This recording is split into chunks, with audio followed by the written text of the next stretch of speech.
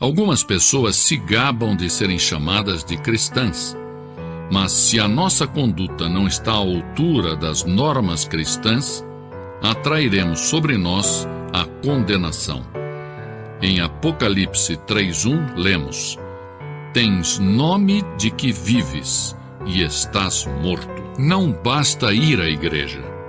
Se não permitirmos que Cristo seja o Senhor, o dono da nossa vida, cairemos sob julgamento de Deus, que disse: Este povo honra-me com os lábios, mas o seu coração está longe de mim. Mateus 15:8. É fácil deixar-se levar por uma corrente de entusiasmo religioso sem ter uma experiência viva e pessoal com Deus. Este mundo hostil se acha infestado de agressão, de ódio, de intriga. Os maus prosperam e em muitas partes do mundo os justos padecem. O povo se acha confuso, inseguro, se sente até azarado. Talvez nunca houve tanta prosperidade econômica acompanhada de tanta infelicidade. Falta de autodomínio, rebelião. O mundo está louco e clama pedindo a paz e a verdade. Deus derramou sobre um povo todo tipo de bênçãos, mas esse povo havia perdido a saúde espiritual. No meio desse povo se levantou o profeta Abacuque e clamou: Aviva, ó Senhor, a tua obra no meio dos anos. Abacuque 3:2. Talvez você pergunte: mas como obter a renovação e o despertamento? Que passos tenho que seguir para alcançá-lo? Primeiro, você deve fazer uma oração fervorosa.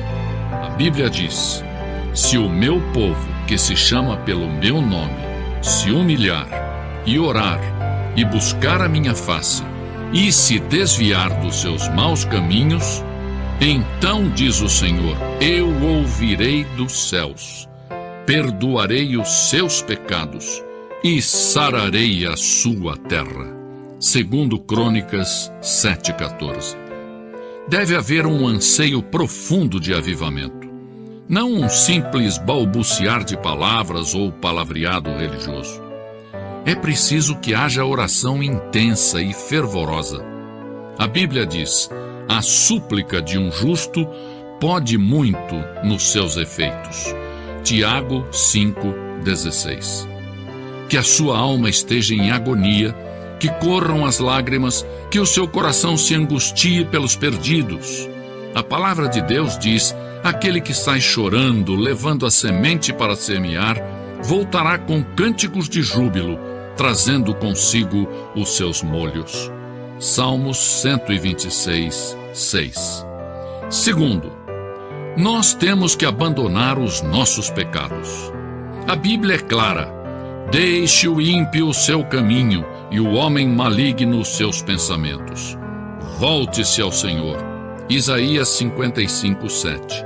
Mas antes de começar o avivamento, tem que cessar entre os crentes as disputas, prejuízos, má vontade, inveja, ciúmes, amargura, crentes criticando uns aos outros.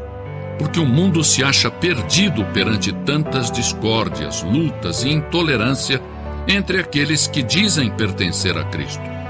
O despertamento deve começar no coração dos crentes, antes que o Evangelho possa chegar com eficácia ao mundo. Quando os discípulos de Cristo deixarem as suas discórdias e egoísmo e confessarem os seus pecados, então deixarão que o Espírito Santo os encham. Então se produz o avivamento. Temos que abandonar os nossos maus caminhos. O Espírito de Deus não pode atuar em um clima de dissensão, discórdia e disputas. Devemos nos despojar da nossa mesquinharia, das nossas miudezas, dos nossos caprichos. O inimigo das nossas almas tem debilitado a eficácia da igreja porque temos nos especializado em controvérsias, em dissensões, e não temos andado chorando e levando a semente preciosa. Salmo 126, 6. Sim, porque temos dado mais ênfase às instituições do que à oração ou mesmo a Deus. Que o Senhor nos perdoe e nos ajude a nos livrarmos de hábitos perversos e mesquinhos. Se vamos ter um despertamento em nossos dias, como crentes teremos que abandonar os nossos pecados individuais e coletivos. Em terceiro lugar, Deus tem que ser real para nós. A Bíblia diz: se o meu povo buscar a minha face, eu o ouvirei do céu. Porque em um mundo cheio de materialismo grosseiro, nós também temos tentado reduzir Deus ao nosso próprio tamanho. O nosso Deus parece ter se transformado em demasiadamente pequenino e somos culpados de idolatria intelectual.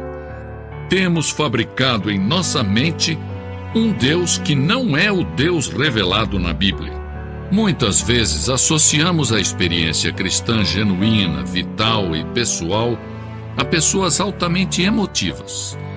Muitos chegam a dizer: é bom ir à igreja, viver uma vida decente, sim, mas eu não estou disposto a ser fanático. Consideram que a fé cristã é uma mania, algo demente. O cristianismo tem alguma importância? Sim, o cristianismo tem suprema importância. É algo importante? Sim, é tudo. Sem a fé cristã, não vale a pena. É vital. Você pode conhecer a Deus. Milhares de cristãos afirmam com certeza: eu sei que já passei da morte para a vida. 1 João 3,14. Eu sei em quem tenho crido. 2 Timóteo 1,12. Lemos em João 7,17: se alguém quiser fazer a vontade de Deus, há de saber se a doutrina é dele. Precisamos de um reavivamento da fé cristã, da experiência cristã, do andar com Deus. Deus tem dito: se o meu povo buscar a minha face. Se de novo descobrirmos que Ele é santo, justo, real, absoluto e pessoal, e que é um Deus de amor e de misericórdia, esta realidade será transferida ao mundo e o avivamento então virá. Assim tem sucedido em toda a história, e sucederá outra vez. Não devemos colocar a fé cristã em dúvida falando de Cristo sem conhecê-lo. Não vamos fechar a porta da igreja com a chave da inconsistência, impedindo que os perdidos venham a Cristo. Não devemos impedir o avivamento com a nossa falta de fé e de oração. Não percamos a vitória espiritual, permitindo que o pecado nos mantenha presos. Busquemos a face de Deus e abandonemos os nossos maus caminhos, e então sim, então ouviremos a voz do céu. A igreja tem a chave do avivamento. Está ao alcance de nossas mãos. Nós vamos aceitar o desafio? Teremos coragem de pagar o preço? As reservas do céu são suficientes para saciar o mundo que perece de fome e fome espiritual? Não devemos oferecer desculpas. Agora uma pergunta direta. Você já aceitou a Cristo como seu Salvador? Se não, se você for sincero, reconhecerá que no profundo do seu coração há um vazio. Seu coração anseia por paz, gozo e perdão. Há um vazio que o mundo não pode satisfazer. No centro da história, em um caminho da Palestina, se plantou uma cruz. A cruz de Cristo, o Filho de Deus. Por um milagre admirável que só Deus conhece, todos os que põem o seu olhar naquele que foi sacrificado na cruz, recebem a salvação.